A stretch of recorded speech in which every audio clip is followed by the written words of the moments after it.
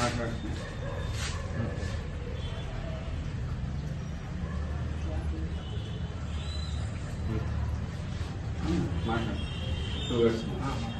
ఎండ తీవ్రత ఎక్కువ ఉండడం వల్ల ఇలాంటి జాతీయ పక్షులు మన జన సంచారంలో వచ్చేస్తున్నాయి.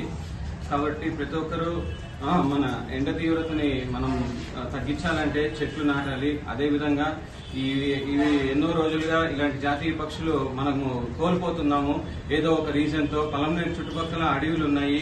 అడవుల్లో ఉండే జంతువులు జనసంచారంలో వస్తున్న వెంటనే అవి ఏదో విధంగా వాటి ప్రాణాలు కోల్పోతున్నాయి. ఈ రోడ్ డెవలప్మెంట్ వల్ల కావచ్చు, లేదా ఎండ ఎక్కువ ఉండడం వల్ల కావచ్చు. కాబట్టి మేము ఫారెస్ట్ డిపార్ట్మెంట్ వారికి తెలియజేయడం ఏమనగా, గత వారం కూడా ఈ అడవి కాల్చేయడం జరిగింది ఎవరో అనామకులు. కాబట్టి మీరు వీటిని తగిన చర్యలు తీసుకొని కఠినంగా వాళ్ళని శిక్షించి ఇలాంటి మూగజీవాల్ని కాపాడాలని తెలియజేసుకుంటున్నాము. రాబోయే రోజుల్లో మనం ఈ పిక్చర్స్ తోనే మనం చూసే పరిస్థితి అయిపోతుంది. ఈ మధ్య కాలంలో పక్షులు స్పారోస్ అయితే అస్సలు కనపడడం లేదు. అదేవిధంగా నిన్న కూడా ఒక రోడ్ దాటు జింక్ చనిపోవడము చాలా బాధాకరం. పలంనేరు వాసులుగా ఉండి మన చుట్టుపక్కల అడవులు ఉండడం వల్ల మనకు ఏనుగులు అవ్వచ్చు, ఇలాంటి పక్షులు అవ్వచ్చు, చాలా మటుకు జనాల్లోకి వచ్చిన వెంటనే కొందరు వాటిని సంరక్షిస్తే మంచిదే. కానీ ఏదో విధంగా హాని చేస్తే మాత్రము మన సంపదని మనమే పోగొట్టుకున్నట్టు అవుతుంది. కాబట్టి మీ ఫారెస్ట్ డిపార్ట్మెంట్ వారు తగిన చర్యలు తీసుకొని ఇలాంటివన్నింటినీ నిర్వహించి ఇలాంటి ప్రాణాలను కాపాడాలని తెలియజేస్తున్నాం. Thank you. మాకు దొరికి నా పేరు సందీప్ రాయల్, అదేవిధంగా మా నాన్న విష్ణురాం గారు, మా మదర్ శాంతికుమారి గారు. మాది ఇక్కడ మన్నానాయుడుపల్లి గ్రామము. మా చేన్ దగ్గరికి సమీపంలో రావడం జరిగింది. కుక్కలు తరుముతా ఉంటే మేము వెంటనే పట్టుకొని ఇంకా ఫారెస్ట్ డిపార్ట్మెంట్ వారికి చేర్చేద్దామని తెచ్చాము. దీన్ని మీకు ఇచ్చి మీరు ఎలాగైనా హ్యాండ్ ఓవర్ చేసుకుని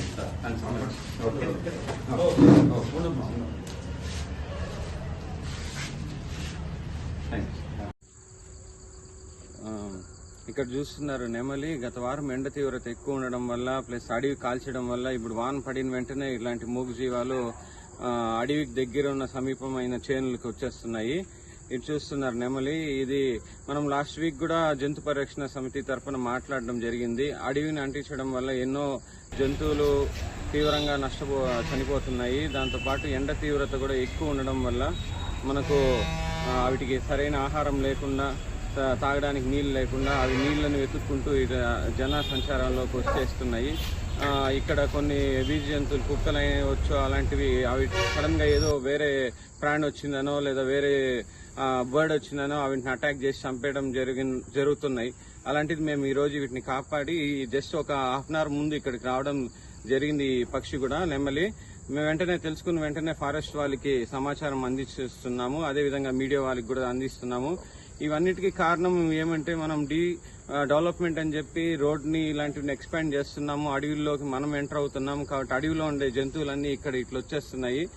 మనం అందరూ ఆలోచన చేయాల్సింది, ఎండ తీవ్రత ఎక్కువ పెరగడం అనేది ఇండైరెక్ట్ గా మనమే కాస్ అవుతున్నాము. కాబట్టి ప్రతి ఒక్కరూ చెట్లను పెంచాలి. అదేవిధంగా ఇలాంటి ముఖ్యంగా ఇవి జాతీయ సంపద. పలంనేరు చుట్టుపక్కల ఏనుగు కావచ్చు, లేదా ఇలాంటి డియర్స్ జింకలు, ఇలాంటి నెమళ్ళు, ఇలాంటివన్నీ మన పలంనేరు చుట్టుపక్కల అడవులు ఉండడం వల్ల ఇవన్నీ జన సంచారంలో వచ్చి నిన్న కూడా తెలిసిన జాతీయ సంపదల్ని మనం కాపాడుకోవాలి. లేదంటే రాబోయే తరాల్లో మనం జస్ట్ ఫోటోలకి పరిమితం అవుతాయి.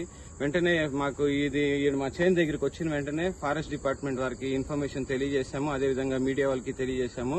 వీటిని సురక్షితంగా వాళ్ళకి హ్యాండ్ ఓవర్ చేసి ఏ విధంగా వీటిని సురక్షిత జాగాల్లో వదులుతారో అది అకార్డింగ్ టు లా వాళ్ళు ఏ విధంగా నిర్ణయం తీసుకుంటారో అది వాళ్ళకి వదిలేస్తున్నాము. నా పేరు సందీప్, ఇటు మన్నానాయుడుపల్లి నుంచి మాట్లాడుతున్నాను. Thank you.